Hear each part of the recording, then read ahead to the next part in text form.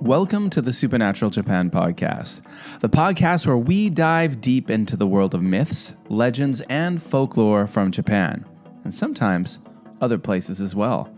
I'm your host, Kevin O'Shea, a Japanese folklore enthusiast, and today we're diving into a chilling tale of one of Japan's most infamous urban legends, the Kuchisake-onna, or the Slit-Mouthed Woman. Let's get things started with a little story. The streets of Kyoto were eerily quiet that night, the kind of quiet that makes you feel like the world is holding its breath. A soft drizzle fell, painting the cobblestones with a slick sheen that reflected the dim glow of the streetlights. Naoki, a college student, walking home from a late study session, quickened his pace as the feeling of being watched prickled the back of his neck. He'd heard the urban legends. Everyone in Japan had. Stories of the Kuchisake-onna, the slit-mouthed woman who roamed the streets, appearing to lone travelers. But legends were just that. Stories to keep kids from wandering too far late at night. At least that's what Naoki told himself as he rounded the corner into a narrow alleyway. The sound of light footsteps behind him made him stop in his tracks. His breath hitched as he turned slowly. She was there. A woman under a flickering street lamp, her long dark hair plastered to cover her pale face from the rain. She wore a white surgical mask, the kind everyone carried during flu season, and a beige trench coat that reached her knees. "Am I beautiful?" she asked, her voice soft, yet echoing unnaturally in the empty alley. Naoki chuckled nervously, trying to mask his unease. "Yeah, sure, you look fine." The woman tilted her head slightly, her hands slipping into her pockets of her coat. She stepped closer, her movements unnaturally smooth, like she was gliding over the wet ground. Naoki took a step back, his instinct screaming at him to run.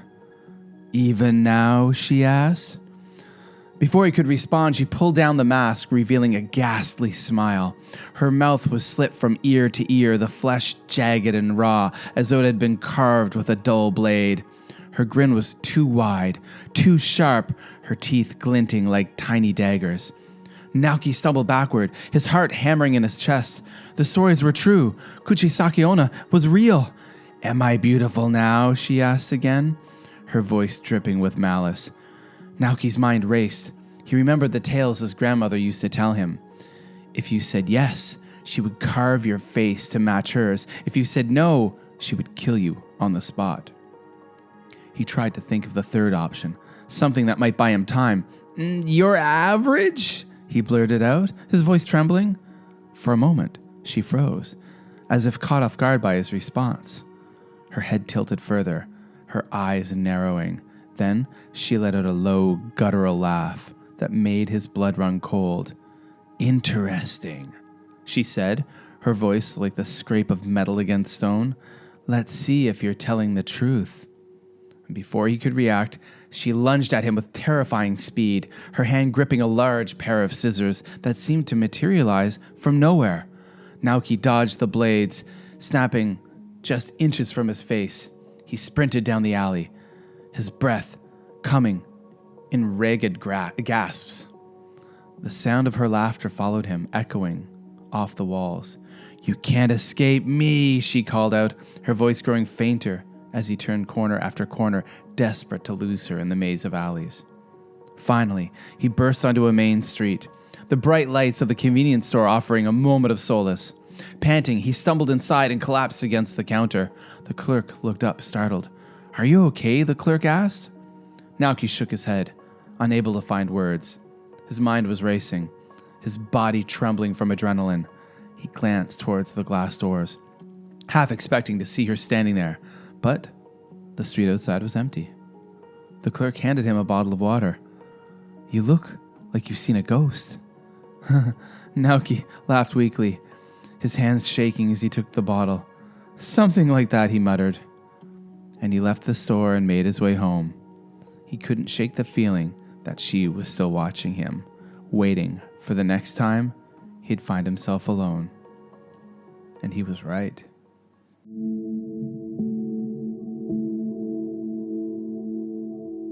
So there you have it. Pretty frightening, right? Imagine this. You're walking home alone on a quiet street at night. A woman in a long coat, just like in the story, and a surgical mask approaches you.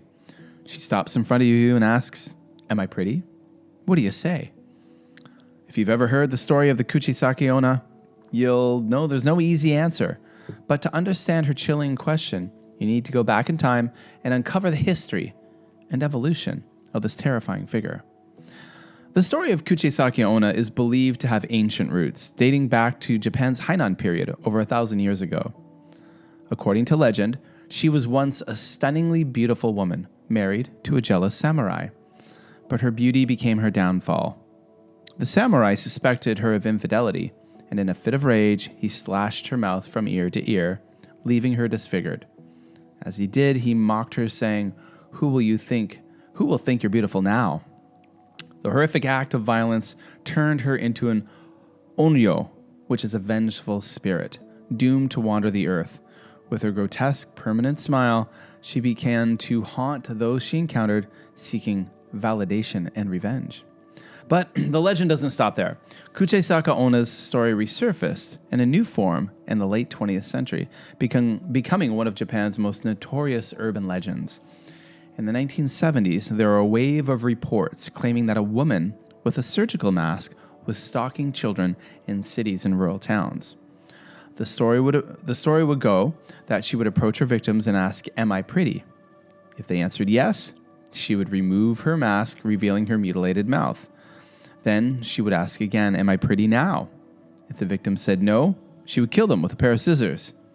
If they said yes, she would slash their mouths to make them look just like her. Now let's look at the symbolism and cultural context here for a moment. The story of Kuchisake-onna reflects deeper societal anxieties. Now, there is the fear of vanity and beauty standards. Her origin story critiques excessive focus on physical appearance. There's also urban paranoia. In the 1970s, as Japanese cities became more crowded and modernized, urban legends like the Kuchisake-onna embodied fears of strangers and crime in impersonal urban settings. And there are folklore adaptations. Like many yokai stories, Kuchisake-onna serves as a cautionary tale, warning children not to talk to strangers. Okay, so how does one escape Kuchisake-onna, or the Slit-Mouthed Woman? Well, over time, strategies to escape Kuchisake-onna have become part of the lore. First, there is confusion. If you respond to her question in an ambiguous answer like, "You're average," she may become confused, giving you time to escape. That's what happened with Naoki in the story at the beginning of the podcast. Candy.